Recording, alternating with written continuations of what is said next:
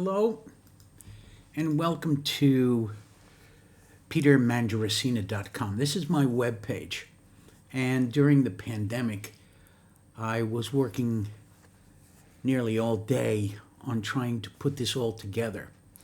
I use a format called RapidWeaver, an application called RapidWeaver, RapidWeaver 8, which in my opinion is one of the best products out there for making web pages.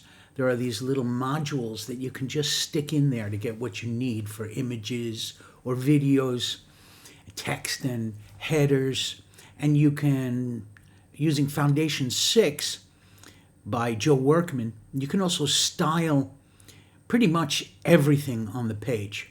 So this is the home page, and there's a little bit about me. There's a few photos, my education and activities, and the way that I approach teaching English. I also have an update on the front page as well. Okay? You can also see the 3 books that I have published. 2 books, and also the podcast, English in Your Face. Okay? So that's the first part. On the projects page, there are things that I do in my professional life that I like to share with people who visit my website.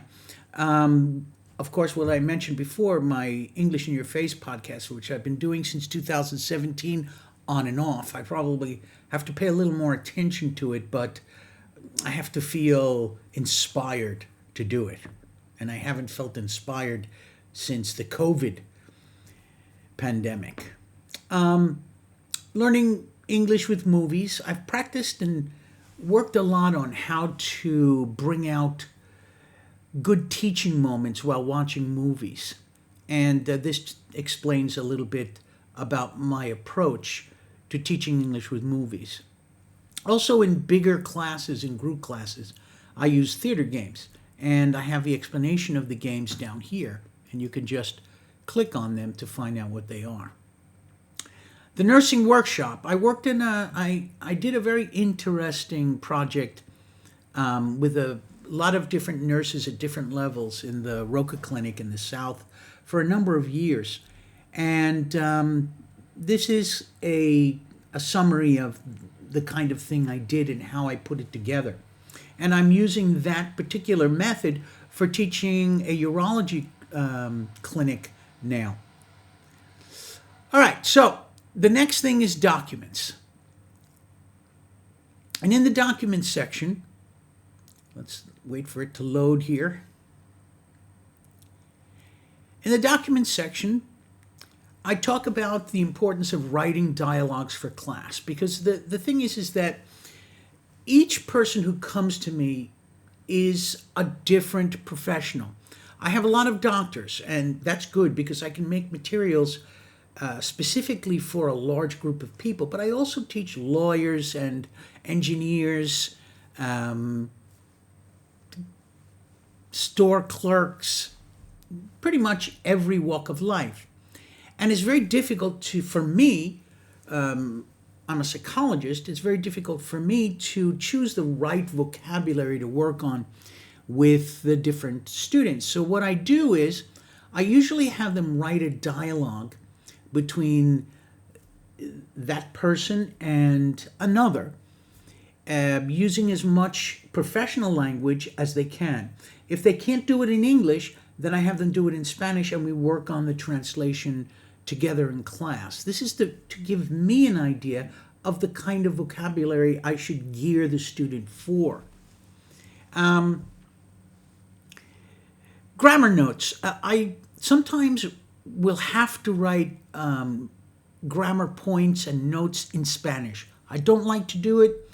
I like to speak as little Spanish as possible in a class, because they're paying me to teach them English, not to explain things in Spanish.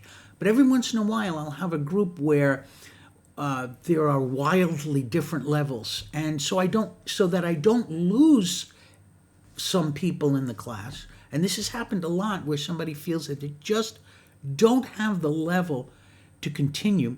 What I do to help the students that are at a lower level is to give them a little bit of, give them a document basically, that explains some of the grammar in Spanish. I know that for me, I don't like the sound of that, explaining something in Spanish when you're trying to teach them English. But it's for just to get the information out there as quickly as possible. Expediency. Just for expediency's sake. I don't do it in individual classes, but sometimes I will do it. So I have all of these things here that are written in Spanish, but also I use this for lists of common verbs.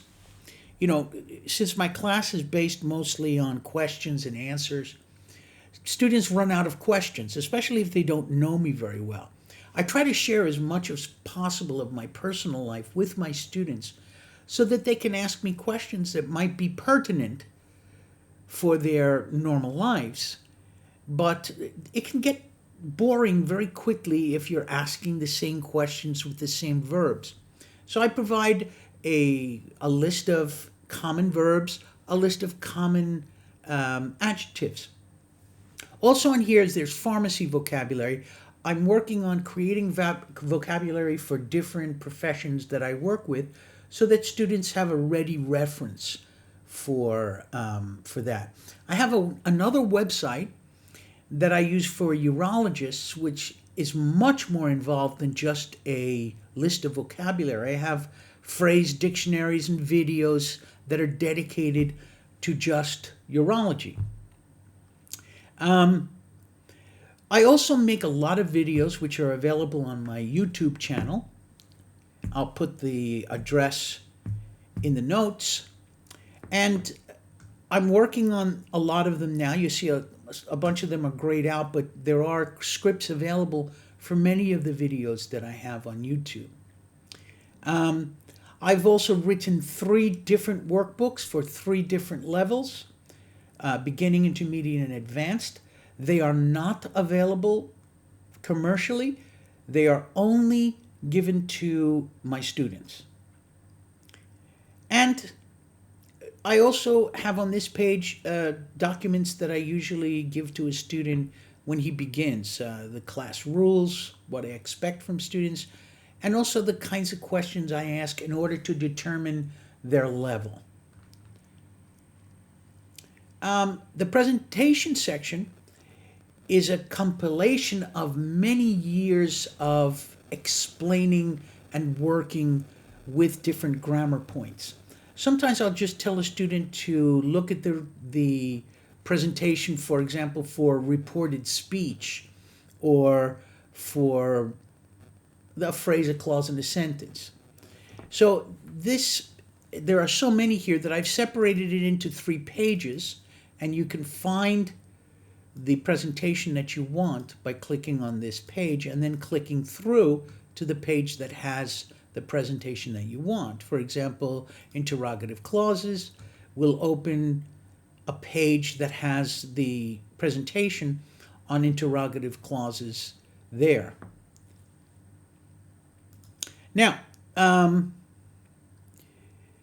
videos.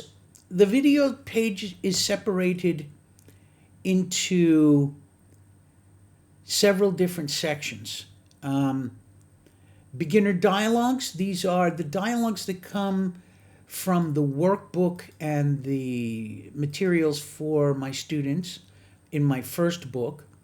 The intermediate dialogues come directly from the second book that I have written, and the English for Nursing are special videos that I made to help the nurses deal with patients in English.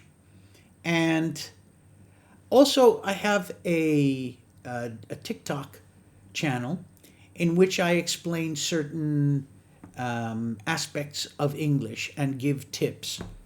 So also mini lessons there where I'll explain something very quickly in 2 or 3 minutes.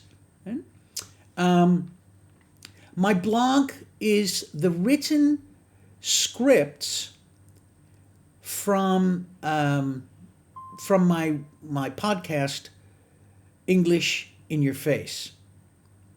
And basically, it's word for word what I talk about in each one of the podcasts. Um, and finally, the gallery is just for fun. It unfortunately it takes a little longer to load than I would like. I need to work with it, but from my travels, I've collected 10 to 15 of my favorite photos from each place I have gone. So that's to get to know me a little bit better.